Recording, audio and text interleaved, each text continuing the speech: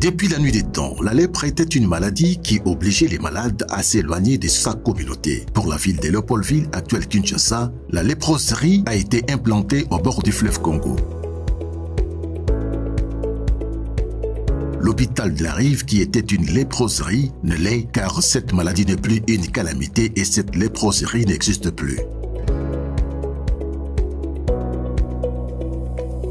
L'hôpital de la Rive est aujourd'hui l'hôpital général de la Rive, grâce au gouvernement congolais et surtout à ses partenaires comme l'ONG belge Action d'Amiens. Raison pour laquelle Madame Roxane de Bilderling, ambassadeur du Royaume de la Belgique en RDC, a voulu bien se rendre compte des activités appuyées par son pays au profit de ces malades. À son arrivée, elle était accueillie par le docteur Pierre Umbampiana, représentant légal de l'ONG Action d'Amiens en RDC, des deux directeurs des programmes nationaux de la tuberculose et de la lèpre et des anonymes.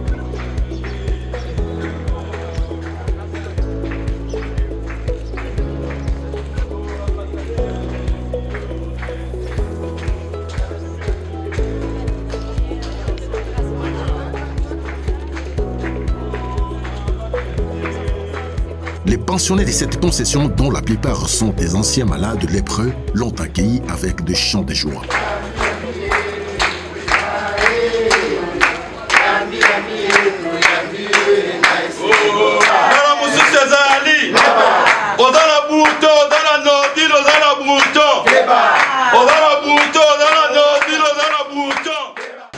Nous nous réunissons ici dans le cadre de la visite de son Excellence Madame l'ambassadeur de la Belgique, pour visiter les projets Action d'Amiens, dont l'hôpital de la Rive et le centre d'excellence d'Amiens. Nous avons la joie d'accueillir Madame l'ambassadeur au sein de cette institution qui porte une longue historique.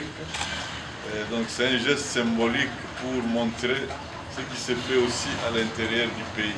Cette institution a été construite dans les années 1950. Il s'agissait d'un lieu de traitement, mais surtout un lieu d'isolement des malades qui étaient considérés comme dangereux, comme contagieux dans la communauté. Avec cette politique de l'époque, tout malade diagnostiqué de la lèpre était pratiquement relégué de son village vers cet hôpital. Il y a aussi d'autres hôpitaux dans toutes les provinces qui ont la même caractéristique d'avoir servi d'isolement. Et donc cette politique a servi d'exacerber la stigmatisation et les rejets de malades par leurs membres de famille et toute la communauté, et aussi d'entraîner la peur pour la maladie, d'entretenir la peur, et donc d'éloigner les personnes qui avaient des signes de s'approcher des centres parce qu'ils avaient peur de subir les mêmes choses. Et fort heureusement, avec l'évolution de la science, la maladie a été bien comprise et de nouvelles stratégies basées sur l'évidence scientifique ont prouvé que c'est une maladie très peu contagieuse. Elle est moins virulente que d'autres maladies. Si elle est dépistée à temps, les malades guérissent sans aucun problème, sans laisser des infirmités. Actuellement, l'OMS résume la lutte en une stratégie appelée la stratégie mondiale lèpre, qui a trois objectifs principaux. Nous ne voulons pas qu'il y ait un seul cas de lèpre dans le monde d'ici 2030, ce qu'on appelle zéro cas de lèpre. Nous ne voulons pas qu'il y ait des cas de lèpre avec des infirmités, parce que lorsque la maladie est dépistée en retard, il y a des infirmités irréversibles qui se développent. Et c'est ces infirmités-là qui caractérisent la gravité de cette maladie. Et enfin, nous ne voulons pas la discrimination, la stigmatisation d'un seul malade de la lèpre. Parce qu'il a été prouvé que tout malade dépisté et mis sous traitement n'était plus contagieux et donc il pouvait vivre dans sa communauté sans être exclu de sa famille. Ici, nous avons des anciens malades qui sont issus de l'ancienne politique. Il y a des gens qui sont venus de plusieurs endroits différents et ils sont restés ici jusqu'à la fin de cette politique. C'est devenu en fait leur village, c'est devenu leur logis. Ils ont perdu le droit de citer de chez eux où ils étaient. Et donc nous les appuyons par un programme que nous appelons un programme de réhabilitation à base communautaire. Nous essayons d'apporter l'aide directe, l'aide à la chirurgie, l'aide alimentaire, vestimentaire, en soins médicaux. Et nous donnons aussi des petits projets de réhabilitation socio-économique comme des AGR, les activités génératrices de recettes. Il y en avait, maintenant il n'y en a plus. Et maintenant nous appuyons plus sur la formation de la jeunesse. Parce qu'ils ont des descendants, ils ne doivent pas subir la même discrimination. Nous devons assurer leur scolarisation. Il y a toute une grande école qui est là-bas à côté, qui a été construite avec l'aide de Raoul Folero et l'archidiocèse de Kinshasa. Il y a aussi des petits projets, comme actuellement nous sommes sur un projet de coupe et couture. Nous apprenons un métier à une file de filles qui doivent apprendre comment s'auto-prendre en charge. Et lorsque les malades se prennent en charge, ils ne dépendent plus des individus, ils retrouvent la dignité et il y a même une lueur pour le développement et même pour la génération qui suit. Son Excellence Madame l'Ambassadeur, s'alignant sur la nouvelle stratégie mondiale de lutte contre la lèpre 2021-2030, la feuille de route MTN de l'Organisation mondiale de la santé, OMS, 2021-2030, et le plan stratégique du programme national d'élimination de la lèpre, PNNASIG, qui veut zéro lèpre, zéro infirmité, zéro transmission et zéro discrimination. Aujourd'hui, nous sommes très honorés et fiers de vous voir à nos côtés dans le cadre des activités de la journée commémorative de lutte contre la lèpre. Votre soutien dans la réduction de la transmission de la maladie, la diminution des incapacités et la discrimination due à la lèpre pour parvenir à un monde sans lèpre, MTN-PCC, nous tient vraiment à cœur et nous donne du courage de ne pas abandonner notre lutte pour l'amélioration des conditions socio-économiques et promouvoir les droits des personnes affectées par la lèpre ainsi que celles vivant avec handicap causé par la lèpre. C'est ici, Son Excellence Madame l'Ambassadeur, l'occasion pour nous, personnes affectées par la lèpre et autres MTN, de vous remercier sincèrement de l'engagement que le Royaume de Belgique s'est assigné pour nous soutenir dans la réalisation des activités de lutte contre la maladie telle que la journée d'aujourd'hui. Cet hôpital, ce centre de santé, je dois vous dire que ça me rappelle mon enfance, parce que quand j'étais toute petite, chaque année, à cette époque, on vendait des stylos et on allait de porte à porte avec mes frères, sonner aux portes et demander acheter des stylos, c'est contre la lèpre. Et on nous expliquait à l'école l'action du père Damien. Et alors on faisait des concours avec mes frères à celui qui vendait le plus de stylos, parce qu'on voulait vraiment soutenir, on avait appris l'histoire et on trouvait que c'était un beau combat. Et donc ça me rappelle mon enfance et je me dis c'est magnifique de voir que ce combat continue et porte ses fruits aujourd'hui et peut changer la vie des gens. Alors venir aujourd'hui c'est symbolique bien sûr, mais j'espère aussi que ça donne, comme vous l'avez dit, du courage.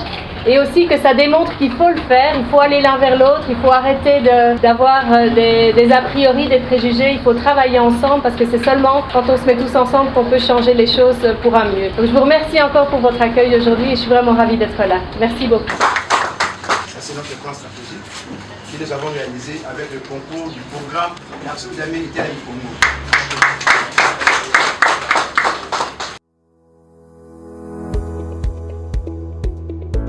La RDC lutte contre cette maladie dans toutes ses formes. C'est ce qui justifie les deux salles d'opération pour la chirurgie lèpreuse, une à Lubumbashi et l'autre à Kinshasa, précisément à l'enceinte de l'hôpital général de la Rive.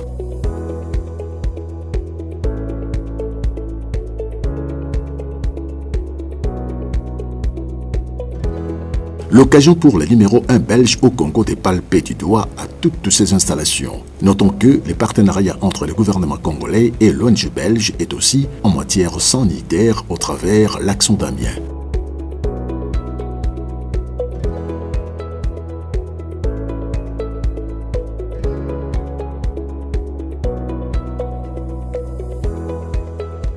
L'aggravation, s'il n'y a pas de soins, oui, mais quand il y a la protection et les soins, ça va cicatriser.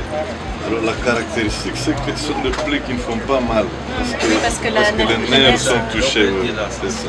La prise en charge médicale des malades lépreux et tuberculeux, ainsi que l'achat des médicaments figurent dans cette collaboration. Au-delà, il y a aussi la prise en charge sociale des anciens malades à travers des micro-projets par l'élevage, l'alphabétisation, la coupe et couture, pour ne citer que ceux-ci.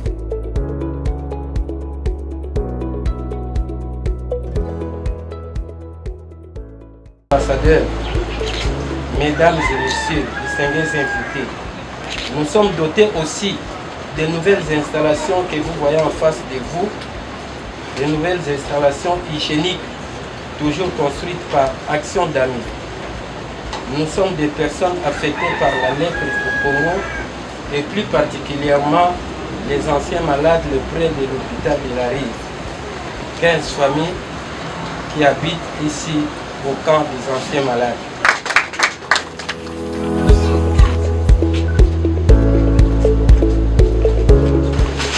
Nos parents sont des malades, on ne savait rien vraiment comme métier.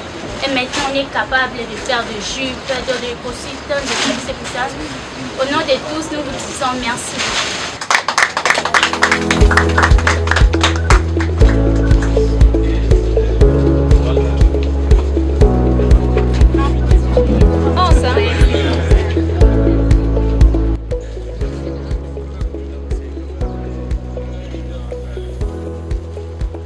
La dernière étape est celle de la visite du centre d'excellence d'Amiens, situé à l'enceinte de l'hôpital général de référence de la Rive, où sont hospitalisés les cas de tuberculose résistants, une forme très complexe qui exige une prise en charge très attentive. Il est construit sur fonds propres du gouvernement belge.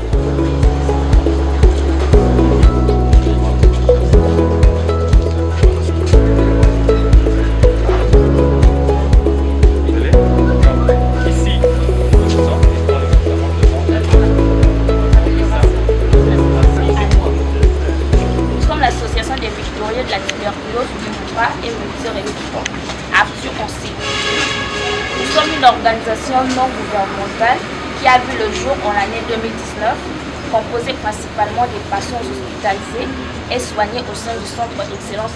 Notre but est de donner de l'espoir à toutes les personnes victimes de cette terrible maladie, la tuberculose, en contribuant activement à la lutte contre celle-ci, en vue de son éradication totale au sein de notre pays. Ne dit-on pas, mieux vaut prévenir que guérir. Ainsi, nous sommes convaincus qu'ayant souffert de cette grave maladie, ayant frôlé la mort à plusieurs reprises et régé, ayant perdu nos emplois, voire même certaines de nos aptitudes et capacités, nos témoignages seront les moyens forts et efficaces pour vulgariser la population sur les dangers que représente cette maladie, extrêmement contagieuse et à la fois une douleur sacrée. De ce fait, nous sommes donnés comme mission de prodiguer des conseils à la population sur les bonnes habitudes de vie à adopter pour éviter d'être infectés, de visiter les nouveaux malades pour les encourager à suivre correctement leur traitement afin de briser la chaîne de transmission et surtout donner de l'espoir à tous en étant la preuve que cette maladie contagieuse, grave et mortelle est curable. Nos actions seraient plus efficientes et efficaces si nous entrons en possession des documents administratifs nécessaires nous permettant d'évoluer librement, pas seulement de la ville de Kinshasa, mais sur toute l'étendue de la République, voire même en dehors de nos frontières. De l'espoir, Arthur, nous agissons dans la solidarité, avec amour, pour redonner de l'espoir, en avant, tous main dans la main. Pour lutter contre la tuberculose, en avant, tous main dans la main. Pour lutter contre la tuberculose.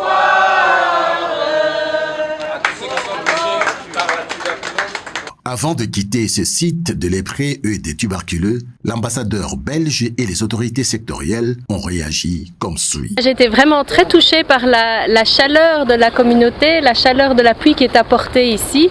Je pense que le travail qui est fait est vraiment remarquable, l'environnement est agréable et je pense qu'il est important en venant ici de rappeler que nous avons affaire à deux maladies qui sont très sérieuses mais qui, si elles sont prises à temps et soignées, se guérissent et qu'on peut reprendre une vie tout à fait normale. Et c'est ça le plus important, je trouve, du travail qui est fait ici, c'est de rappeler qu'on guérit de ces maladies, que ce soit la lèpre ou la tuberculose.